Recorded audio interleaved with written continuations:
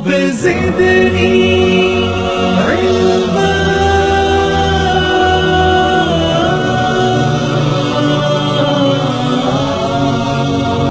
بسم اللہ الرحمن الرحیم.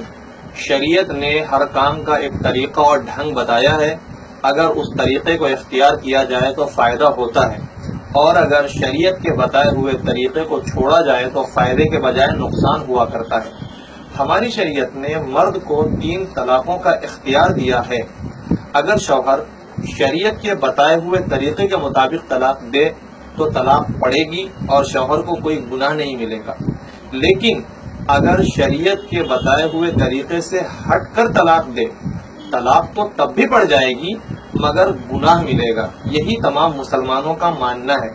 جیسے کہ اگر ایک ساتھ 3 طلاق دے دے یا ایک ہی توہر میں کچھ دنوں پر طلاق دے ڈالے، تب بھی طلاق تو پڑ جائے گی کیونکہ شوہر نے اپنا حق اختیار کیا، مگر ساتھ ساتھ گناہ بھی ملے گا کیونکہ شریعت کے بتائے ہوئے طریقے سے ہٹ کر اپنا حق اختیار کیا ہے. خلاصہ یہ ہے کہ اگر صحیح طریقے پر شریعت کے بتائے ہوئے طریقے پر طلاق دے تو طلاق پڑتی ہے، گناہ نہیں ملتا. لیکن شریعت کے بتائے ہوئے طریقے سے ہٹ کر طلاق دے تو طلاق پڑ جاتی ہے اپنا حق اختیار کرنے کی وجہ سے، مگر گناہ ملتا ہے شریعت سے ہٹ کر اپنا حق اختیار کرنے کی وجہ سے.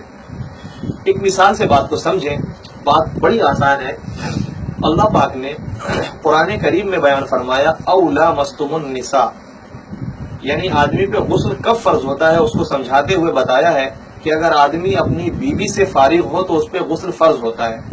لیکن اگر ایک آدمی گرل فرینڈ سے فارغ ہو جائے یا کسی ایسی عورت کے ساتھ جا کے فارغ ہو جائے جو اس کی بیوی نہیں ہے تو ظاہر سی بات ہے اب بھی غسل تو واجب ہو ہی جائے گا لیکن گناہ بھی ملے گا. امید ہے بات سمجھ میں آ گئی ہوگی. تو مسئلہ یہ ہے کہ اگر طلاق ایک دی جائے تو ایک پڑتی ہے، 2 طلاق دے تو 2 پڑتی ہے، 3 طلاق دے تو 3 پڑتی ہے. ہاں، غلط طریقے سے دیں گے تو غلط طریقے سے دینے کا گناہ ملے گا.